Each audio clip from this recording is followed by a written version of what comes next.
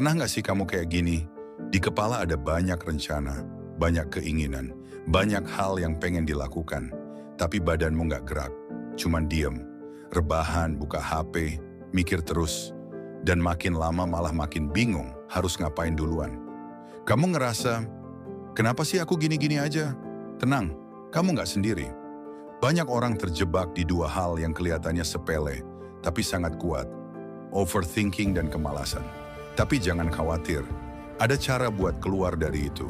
Pelan-pelan, tapi pasti. Bukan dengan motivasi kosong, tapi dengan langkah kecil yang realistis. 7 cara realistis melawan overthinking dan malas. 1. Tulis, jangan cuma dipikirin pikiran. Kita itu kayak kamar berantakan. Semakin banyak yang kamu pikirin, semakin sumpek, makin sesak. Coba ambil kertas atau aplikasi catatan. Tulis semua yang lagi kamu pikirin, gak harus rapi. Tulis aja. Apa yang bikin kamu resah, apa yang pengen kamu selesaikan, dan apa aja yang bikin kamu takut mulai. Menulis itu seperti merapikan isi kepala. Begitu udah ditulis, kamu bisa lihat mana yang penting, mana yang bisa ditunda, dan mana yang ternyata cuma overthinking. 2. Mulai dengan cuma 2 menit. Kadang kita malas karena mikir tugas itu berat banget. Contoh, gue harus belajar 2 jam. Akhirnya, nggak mulai sama sekali. Ubah pendekatannya. Katakan ke diri sendiri, gue cuman kerjain ini 2 menit aja. Ambil buku, buka, baca. Atau ambil sapu, gerakin. Kuncinya, jangan mikir terlalu jauh, cukup mulai. Kebanyakan orang baru sadar, rasa malas itu hilang setelah kita mulai bergerak. 3. 1 fokus, 1 hari. Overthinking sering muncul karena kamu pengen semuanya kelar sekaligus, padahal kita manusia biasa.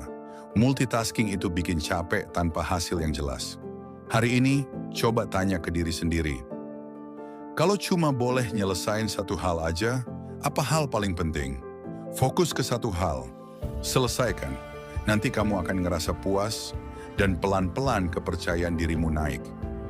4. Kurangi stimulus digital. Kita hidup di dunia yang bising. Setiap bangun tidur langsung cek HP, buka Instagram, scroll TikTok, baca berita. Otak kita nggak punya ruang buat berpikir jernih. Coba kasih jeda. Setidaknya 30 menit tanpa layar. Di pagi hari atau sebelum tidur, gunakan waktu itu buat duduk, jalan, atau ngobrol langsung. Kamu akan kaget betapa damainya dunia saat kamu keluar dari layar sebentar. 5. Bangun rutinitas pagi yang simpel. Kamu nggak butuh rutinitas pagi ala miliarder. Cukup 10-15 menit untuk bangunin otak dan badan. Contoh, bangun, minum segelas air, buka jendela, lihat langit jalan pelan 5 menit.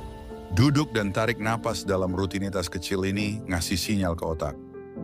Hari ini dimulai, ayo bergerak. Tanpa sadar kamu jadi lebih siap menghadapi hari. 6. Cari temen check-in harian. Kadang kita nggak butuh motivasi, cukup butuh seseorang yang nanya, hari ini kamu udah ngelakuin hal yang kamu niatkan belum? Temukan teman yang bisa kamu ajak saling update. Kamu bisa bilang, gue mau nyelesain tugas ini hari ini.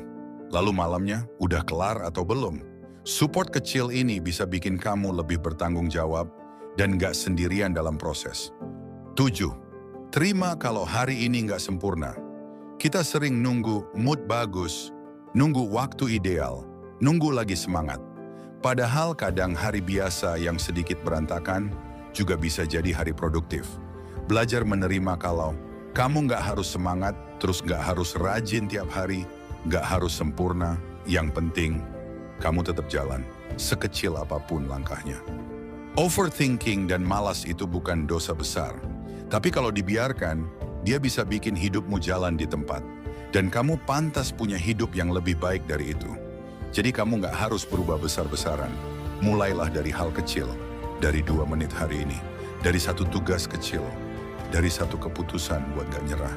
Karena orang hebat itu bukan yang langsung bisa segalanya, tapi yang terus jalan, walau pelan. Kalau kamu merasa video ini ngebantu, klik like dan share ke temanmu yang sering ngerasa stuck juga. Tulis di komentar, langkah kecil apa yang kamu mulai hari ini. Yuk, kita tumbuh bareng.